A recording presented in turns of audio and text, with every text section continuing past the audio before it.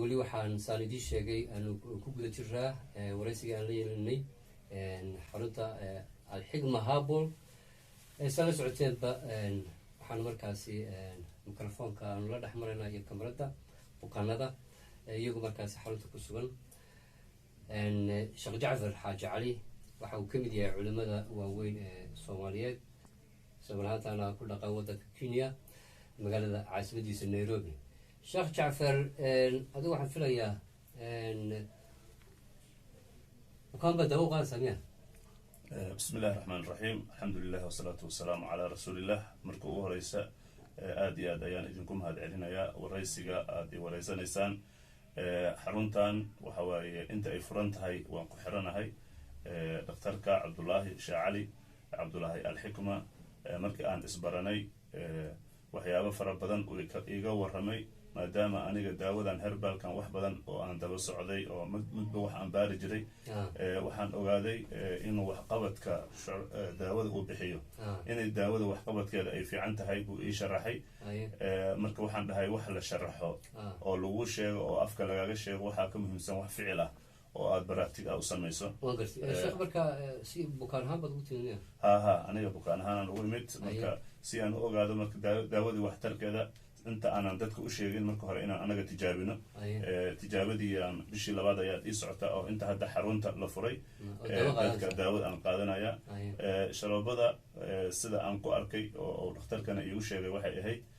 marka ugu horeysa horta dhiigga inay sifaynayso 2 bilood ugu horeysa 3 bilood ugu horeysa dhiigga waxyaabihii wasaqyada ku jiray ayay sifaynaysaa. mar haddii dhiigda wasaqdii ka saarto dhakhtarka waxyaabuhu noo sheegay waxaa ka mid a qofka hadduu sokor qaadanayo in oo daawadii sokorta uusan iska joojinin, hadduu dhiig kar qaadanayo inuusan iska joojinin. 2 bilood ugu horeysa mise bisha ugu horeysa mise isbuuca ugu horeysaba isbedel buu dareemaya. qofka asaga baahi ayaa u geysay kaniinyaal inuu qaato, baahi asagaaba ka bixi doona, markuu ka baxo asaaba iska joojin doona. bahasha maadaama ay dhiigga ay sifaynayso maxaa jirka ay sifaynayso, marka qaybtii sifaynta hadda ayaan ku jiraa. qaybaha ugu dambeeyana waxaan rajaynayaa inay waxawaaye meeshii xanuunkii waxaa keenay ani waxyaabaha aan usoo doortay oo aan rabay in aan daawadaas aan ka isticmaalo waxay ahayd sokorta. sokortana sidaan arkay iyo sidoo asaga ii sheegay way iswaafaqsan tahay. macnaha asaga warhay sokorta ayada sokorta kaama dejinayso laakiin dhiigay sifaynaysaa. markay dhiigga ay sifayso kadib ayay waxawaaye meeshii oo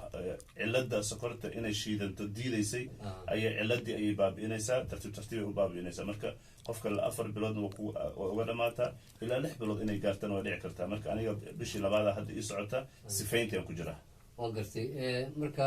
waxaan u fahmay waa caafimaadkaaga marka hadda wasiir? alxamdulilah. dadka qaar waxay leeyihiin isbedel baa kaa muuqda, maxaad isticmaashay macnaha xagga wejiga iyo xagga muuqaalka iyo marka ay dadka ay fiiriyaan waxay leeyihiin qaar dhalinyaro oo ilaga kaftamaayo waxay yidhahdaan makeup maad aaday meesha gabdhaha lagu cadeeyo ayay aaday. marka xooga waxa waaye niyada ii dhiseen, marka waa niyada ii dhiseen. marka anigan waan isgaran karaa waxa waaye difaaca jirka inuu xoogeystay waan dareemayaa. daalkii aan daala jiray aan daalaynin, daalkii yaraanayo. marka waxaasoo dhan waxay calaamad u tahay boroseska inuu socdo. waa gartay. sheekh jacfar xaaji cali waad maqlaysaan dabcan waxau ka mid yahay bukaanada iyagoo xarunta markaasi waxa weye daawada ka qaata. muddo inta laag bad hadda daawada ay ku socoto? adiga bishii labaad baa hadda ii socota. waa sifayntii ayaan ku jiraa. sifayntii ku jiraa. daawadu waxa weye waa daawo waxa weeye sharooba qaab sharoobay u samaysan tahay. waxa waaye qaab sharoobay u samaysan tahay, herbalina ka samaysan tahay. sida adiga shaahi u cabi karta oo kale ad u cabaysaa. wax oo ayada dhibaato ay leedahay macaan oo ziyaadana male, qaraar oo ziyaadana male, waa dhexdhexaad adii macaan iyo dhanaan meel u dhexayso. qof kasta uu isticmaali karaa. waa fitamiin oo jirkana sifaynaya, jirkana dhisaaya. waxa waaye waxtarkeeda ma ahana dhibaato aan lahayn. waan gartay. marka maxaad odhan lahayd dadka iyagu waxa weye hadda halkay naga daawanaya bukaanada waxa weye sidoo kale waxa weye hadda macaanka waxa weye aad jecel inay iska daaweeyeen, maxaad siin lahayd garantiin? waxaan dhihi lahaa horta inay soo booqdaan oo dhakhtarka ay wareystaan oo la sheekaystaan. dad badan oo asaga uu daaweeyey yaa jira oo contactigoodii waxooda lagu siiyo oo aad wareysato markaad ogaato sidayda oo kale ah oo qof kastaba waxtarkiisii markii aad ogaato ayaa adigan inaad isticmaasho marka hal cilad ayaa soomaalida ay leedahay waxa mugtahay markay maanta ay bilaabaan bay waxay rabaan beri inay natiijadii inay horey ka arkaan taasna suurtagal maaha waxawaaye beerta aad subaxa abuurato galabti ma goosan kartid waxay u baahan tahay waqti inay qaadato waxawaaye xanuunka muddo kula soo socday qofka xanuunkiis intay muddo socoto ayay daawadana la soconaysaa markii aad saak intaad qaadato sokortay caadi noqotay maantaad qaatay dhiigay waa baaba-ay suurtagal maaha wixii marka waxay taa sabar ay rabtaa maadaama xanuun uu waxawaaye jirka qaab dhismeedkiis uu la xiriiro waxay u baahan tahay sabir iyo dulqaad iyo waxyaabihii dhakhtarka kaa reeban inaad ka harto wixii kan ha isticmaalin uu ku dhaho saan yeel talooyinka uu ku siiyo waxaad ii sheegtay sokortaad waxa weeye hadda ay fiican tahay see isku ogaataa marka waxa weeye sokortaad in waxa weye levelka halkay taagan bismillahi raxmaan raxiim qoley sokorta qof kastaba meel bay u joogtaa dad baa waxa waaye 20 iyo xoogaho ay uga soo bilaabataa aniga muddaan la dagaalamayay inkastoo aysan meeshii ugu hooseysay aysan gaarin markii ugu badneed 14 markay ugu badnaad ayay ahaa jirtay hadda markay ugu badan tahay 8 7 meelahaas iyo 6 mararka qaar saddexdaas ay u qaban tahay marna 6 ay joogtaa mar 7 ay jirto 8 marka maadaama dhiiggii la sifaynayo marka waxaan isleeyahay inay taxasun iyo wanaag inuu sii socdo marka waxaad leedahay alxigma habal waxa weeye daawadeedas waxa weeye waa midaas sii wadayo waa rajaynayna insha allah in laga faa'iidaysto ما شاء الله هذا ما صرت شيخ جعفر حاج علي أيوب كاسيها داود يال أو بركاسي يجوا رمي داود بركاسي وحوي وكيس عمله الحكمة هابول وكم إذا يسوق بخلد يجوا ري حرنتا سويش حوي ما دام هذا حوي ووضع حرنتا الحكمة هابول سنة سعودين حن مركاسي ميكروفون كان لا دحمرنا يكمرتا وكندا يجوا مركاسي حرنتا كسبان sheekh jacfar xaaji cali waxa uu ka mid yahay culimada waaweyn ee soomaaliyeed isagoo haataana ku dhaqan waddanka kenya magaalada caasimadiisa nairobi sheekh jacfar adigu waxaan filayaa makaan baa dawo qaadaysaa miya bismi illahi raxmaan raxiim alxamdu lilah wasalaatu wasalaamu calaa rasuulillah marka ugu horeysa aada iyo aad ayaan idinku mahad celinayaa waraysiga aada i wareysanaysaan xaruntan waxa waaye inta ay furan tahay waan ku xiranahay dhakhtarka cabdullaahi shaacali cabdullaahi alxikma markii aan isbaranay waxyaabo fara badan uu iga warramay maadaama aniga daawadan herbalkan wax badan oo aan daba socday oo midba wax aan baari jiray waxaan ogaaday inuu waxqabadka daawada uu bixiyo inay daawada waxqabadkeeda ay fiican tahay buu ii sharaxay marka waxaan dhahay wax la sharaxo oo lagu sheego oo afka lagaga sheego waxaa ka muhiimsan wax ficil ah oo aad baraatig ah u samayso ha aniga bukaan ahaanaan ugu imid marka si aan u ogaado marka daawadii waxtarkeeda inta aanan dadka u sheegin marka hore inaan anaga tijaabino tijaabadii aan bishii 2 ayaad ii socotaa oo inta hadda xarunta la furay dadka daawad aan qaadanaya sharoobada sida aan ku arkay oo dhakhtarkana iigu sheegay waxay ahayd marka ugu horeysa horta dhiigga inay sifaynayso 2 bilood ugu horeysa 3 bilood ugu horeysa dhiigga waxyaabihii wasaqyada ku jiray ayay sifaynaysaa mar haddii dhiigda wasaqdii ka saarto dhakhtarka waxyaabuhu noo sheegay waxaa kamid a qofka hadduu sokor qaadanayo in uu daawadii sokorta uusan iska joojinin hadduu dhiig kar qaadanayo inuusan iska joojinin 2 bilood ugu horeysa mise bisha ugu horeysa mise isbuuca ugu horeysaba isbedel buu dareemaya qofka asaga baahi ayaa u geysay kaniinyaal inuu qaato baahi asagaaba ka bixi doona markuu ka baxo asaaba iska joojin doono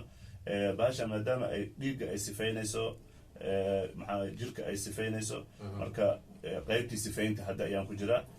qaybaha ugu dambeeyana waxaan rajaynayaa inay waxa waaye meeshii xanuunkii waxaa keenay ani waxyaabaha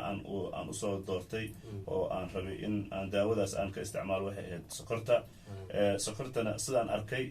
iyo sidoo asaga ii sheegay way iswaafaqsan tahay macnaha asaga warhay sokorta ayada sokorta kaama dejinayso laakiin dhiigay sifaynaysaa markay dhiigga ay sifayso kadib ayay waxa waaye meeshii oo cilada sokorta inay shiidanto diidaysay ayay ciladii ayay baabi'inaysaa tartiibay u baabi'inaysaa marka qofka 4 biloodna waa uga dhamaataa ilaa 6 bilood inay gaartana waa dhici kartaa marka aniga bishii 2 hadda ii socota sifayntii aan ku jiraa waan gartay marka waxaan u fahmay waa caafimaadkaaga marka hadda wasiir alxamdulilah dadka qaar waxay leeyihiin isbedel baa kaa muuqda maxaad isticmaashay macnaha xagga wejiga iyo xagga muuqaalka iyo marka ay dadka ay fiiriyaan waxay leeyihiin qaar dhalinyaro oo ilaka kaftamaayo waxay yidhahdaan make-up maad aaday meesha gabdhaha lagu caddeeyo ayay aaday marka xooga waxa waaye niyada ii dhiseen marka waa niyada ii dhiseen marka anigan waan isgaran karaa waxa waaye difaaca jirka inuu xoogeystay waan dareemayaa daalkii aan daala jiray inaan aan daalaynin daalkii yaraanayo marka waxaasoo dhan waxay calaamad u tahay processka inuu socdo waa gartay sheekh jacfar xaaji cali waad maqlaysaan dabcan waxuu ka mid yahay bukaanada iyagoo xarunta markaasi waxa weye daawada ka qaata muddada talaag bad hadda daawada ay ku socoto adiga bishii labaad baa hadda ii socota waa sifayntii ayaan ku jiraa sifayntii aan ku jiraa daawadu waxa weye waa daawo waxa weeye sharooba qaab sharoobay u samaysan tahay waxa waaye qaab sharoobay u samaysan tahay heerbalena ka samaysan tahay sida adiga shaahi u cabi karta oo kale ad u cabaysaa wax ayada dhibaato ay leedahay macaan oo ziyaadana male qaraar oo ziyaadana male waa dhexdhexaad adii macaan iyo